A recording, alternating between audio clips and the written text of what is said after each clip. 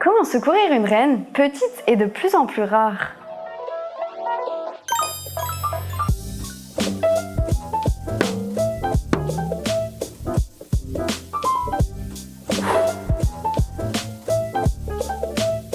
Chers néophytes et néophytes, on en a pour tous les genres, bienvenue à cet autre épisode de Néo, Panthéon de la découverte supra-universitaire. À l'Université Laval, les chercheurs et les chercheuses ne prennent pas de repos. Je suis Serge Bonin, expert en néophytie et inventeur de mots. Je suis votre hôte avide de découvertes. Aujourd'hui, on parle de sauver une petite reine.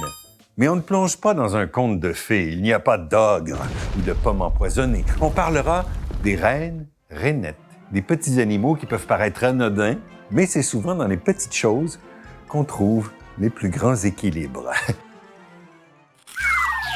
On est en compagnie d'une sauveuse de grenouilles. Aurore Fayard, bonjour, bienvenue à Néo. Merci Serge, c'est vraiment un plaisir de venir partager ma passion. Plaisir réciproque. On est bien curieux d'en savoir davantage. En attendant, vous pouvez partager et aimer la vidéo, un geste simple qui montre votre appréciation et qui nous rend en même temps de précieux services. Je prends une chance de m'avancer en disant que si vous commentez la vidéo, si vous posez des questions, notre experte des rainettes vous répondra directement. Ce n'est pas rien.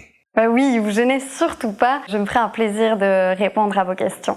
Eh bien, je me trouve chanceux parce que j'en ai déjà quelques-unes. C'est un privilège. Je veux d'abord savoir comment le chant des grenouilles t'a-t-il séduite?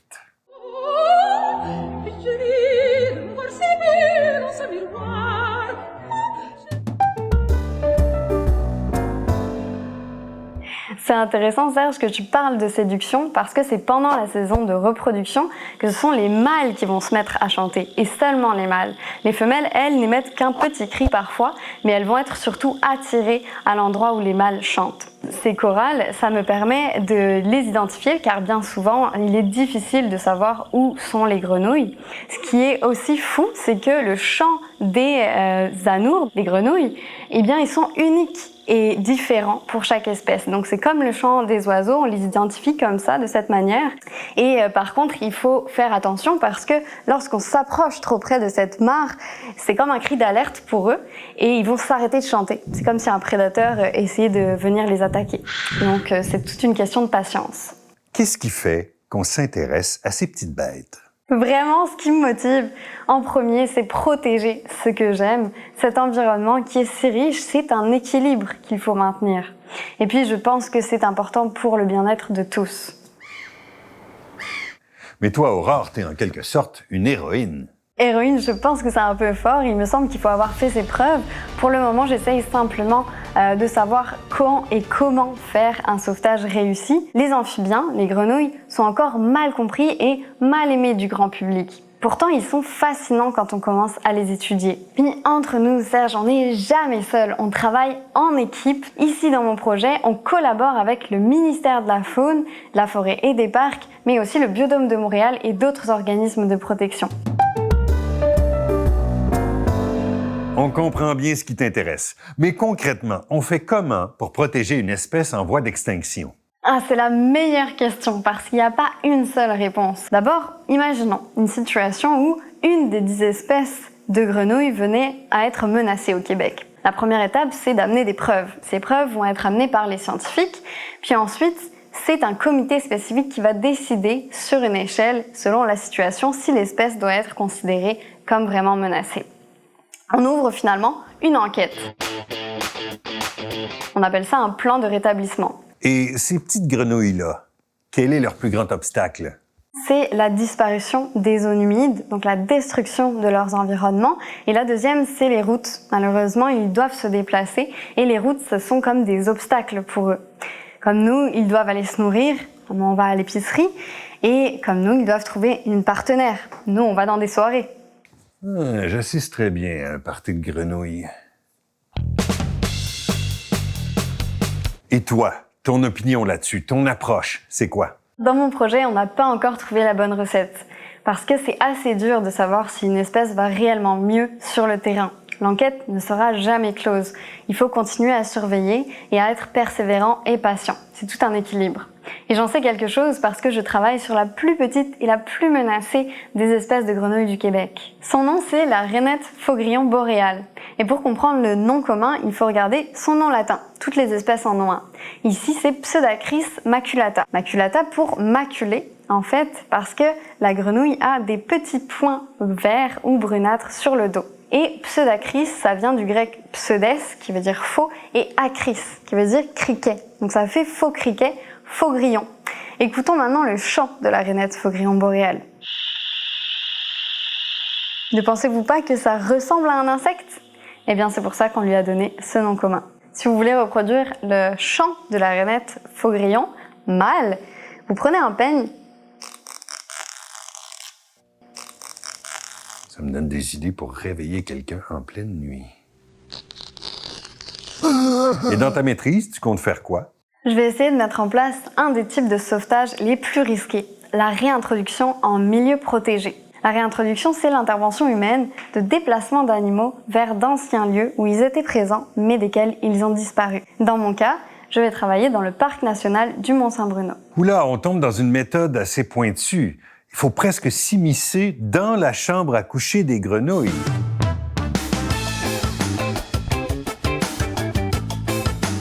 Quelles sont les particularités de cette espèce par rapport aux autres grenouilles? Pourquoi s'intéresser à elle spécialement? Si un jour elle disparaissait, ça serait un déséquilibre dans l'écosystème. On en accumule beaucoup de déséquilibres en ce moment. Si on prend une chaîne alimentaire, tout est lié. Si on enlève, on essaye d'arracher un de ces maillons, ça ne marchera pas pour les autres espèces. Par exemple, la rainette faugrillon est mangée par des espèces d'oiseaux ou de mammifères. Et elle mange également des insectes, elle nous rend des services. Mon plus grand défi, ça va être de proposer des plans de sauvetage qui seront réussis. Je ne suis pas toute seule à prendre des décisions, mais en tant qu'apprentie, je me sens responsable de la protection de cette espèce. Mais ta recherche, ça ressemble à quoi au quotidien? Comment tu fais pour savoir si ça fonctionne? Pour connaître si une réintroduction est réussie, on va devoir revenir l'année d'après. Une fois qu'on a relâché les grenouilles, on voudrait savoir combien ont survécu. Et contrairement aux oiseaux avec leurs bagues que l'on peut observer de loin, eh bien les rainettes, on va devoir les capturer. Mais pour les repérer, vous leur mettez une puce GPS? Où en est la science dans les procédés de suivi et de surveillance des espèces sur le terrain? Avant et encore aujourd'hui, les reptiles et les amphibiens étaient identifiés en coupant un morceau de phalange pour leur attribuer un numéro. Ouch. Aujourd'hui, on est capable de leur injecter un transpondeur, une sorte de mini-puce qui va être proportionnelle à la taille et à la masse de l'individu et qui va pouvoir lui attribuer un numéro unique. En ce moment, tu es à quelle étape de ta recherche et t'espères que ça va servir à quoi?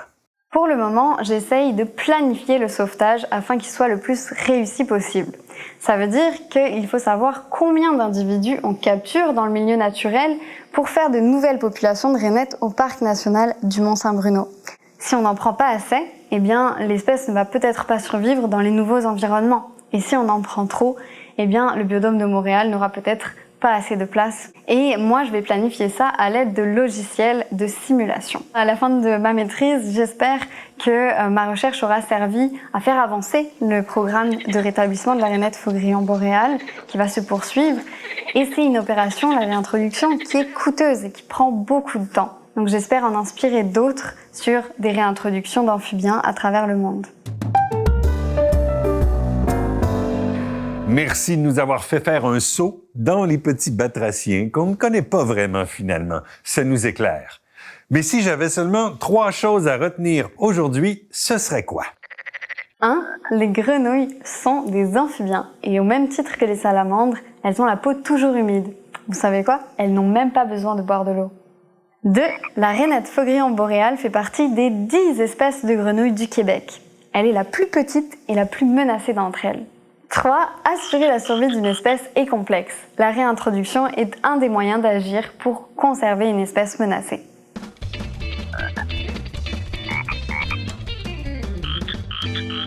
J'ai presque envie d'adopter une grenouille.